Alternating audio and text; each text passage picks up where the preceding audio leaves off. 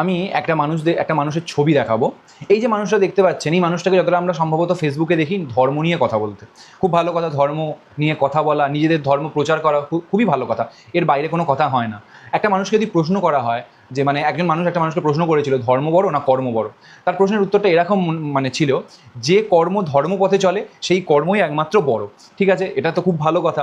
কিন্তু ধর্মের নামে বলে না অতিভক্তি চোরের লক্ষণ, এই কথাটা কিন্তু সত্যি। ধর্মের নামে যারা ভেদাভেদ করে, ধর্মের নামে যারা শুধুমাত্র নিজেদের আখের গোছাতে পারে, তারা কি সত্যি ধর্মাবলম্বী বলে? তারা কি সত্যি ধার্মিক হয়?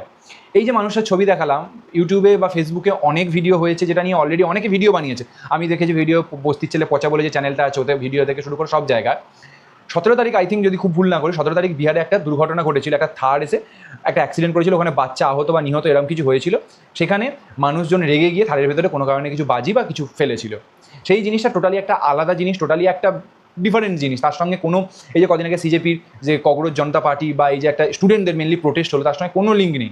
কিন্তু যে মানুষটা সেখানে মানে ওই বমটা ফেলেছে বা মানে ওই বাজি আর কি, বাজি ফেলেছে বা আগুন ধরিয়েছে বা ওখানে গন্ডগোল করিয়েছে, তার মধ্যে একজন হচ্ছে আমাদের ইসলাম ধর্মাবলম্বী মানুষ আছে। সেই ছবিটা দেখিয়ে মানুষকে ধর্মের নামে এত বিভ্রান্তি করবে। আজকে ব্রিটিশরা ধর্মের নামেই এই মানুষের মধ্যে ভেদাভেদ করে ভারতবর্ষে 200 বছর শাসন করেছে, কিন্তু ভারতবর্ষের মধ্যে যে মানে কি গিরগিটির মতো মানুষগুলো আছে, তারা এই ধর্মের নাম করে নিজেদের শুধু আখের গোছাতে আছে। সেটা সিজেপি প্রোটেস্ট করে, ছাত্র আন্দোলন, ছাত্রদের নামে। ছাত্ররা দেশের ভবিষ্যৎ, এটা আমরা কী করে ভুলে যাই? ছাত্ররাই কালকে দেশকে এগিয়ে নিয়ে যাবে। ছাত্ররা শুধুমাত্র ধর্ম নিয়ে পড়ে থাকা ভালো, কিন্তু শুধুমাত্র ধর্ম নিয়ে পড়ে থাকলে না দেশ এগোবে না।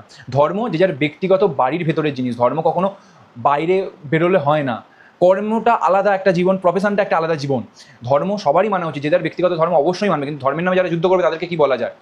সেই মানুষটা এই ছবিটাকে নিয়ে স্টুডেন্টদের প্রোটেস্ট এইরাম করে নাম করে চালু করে দিয়েছে, মানে এরম করে চালিয়েছে। এটা কি সত্যি ঠিক করেছে? এরম করে মানুষদের সঙ্গে আমি যেখানে বসবাস করি, আমার পাশে যদি অন্য কোনো ধর্মের মানুষ বসবাস করে, সেটা কি পারবে না? আমরা কি জানি? আমরা আম্বেদকরজি যে সংবিধান আমাদের ভারতবর্ষে রচনা করেছে, কি রচনা করেছে? আমাদের ভারতবর্ষ একটি গণতান্ত্রিক, প্রজাতান্ত্রিক, ধর্মনিরপেক্ষ রাষ্ট্র। অর্থাৎ ধর্মনিরপেক্ষ মানে সমস্ত ধর্মের, সমস্ত বর্ণের মানুষ এই ভারতবর্ষে বসবাস করার অধিকার আছে। তার জন্য সবাই লড়াই করেছে, তার জন্য এপিজে আব্দুল কালামের মতো মানুষ রাষ্ট্রপতি হয়েছে, তার জন্য আমাদের বর্তমানে প্রধানমন্ত্রী নরেন্দ্র মোদী জি আছে, তার জন্য আমাদের মানে আগের যে প্রধানমন্ত্রী ছিল মনমোহন সিং, উনি প্রধানমন্ত্রী হয়েছেন। জওহরলাল নেহরু থেকে শুরু করে, ইন্দিরা গান্ধী থেকে শুরু করে সমস্ত মানুষরা আজকে, সমস্ত ধর্মের, সমস্ত বর্ণের মানুষ আজকে, যে দ্রৌপদী মুর্মু আমাদের বর্তমান রাষ্ট্রপতি। আমরা এখানে কি ভাবি যে সমস্ত ধর্মের, সমস্ত বর্ণের মানুষ এক, কোনো ধর্ম বড় নয়, কোনো বর্ণ বড় নয়, কোনো ধর্ম ছোট নয়, কোনো বর্ণ ছোট নয়। আজকে কিছু এরকম পাবলিক আছে, এদেরকে মুখের ভাষা খারাপ করি না বলে তাই, মানে এরকম কিছু পাবলিক আছে যারা শুধু ধর্মের নামে নিজেদের ঘর গোছাবে আর মানুষের সঙ্গে মানুষের যুদ্ধে মানুষ মরে যাক। কিন্তু আমার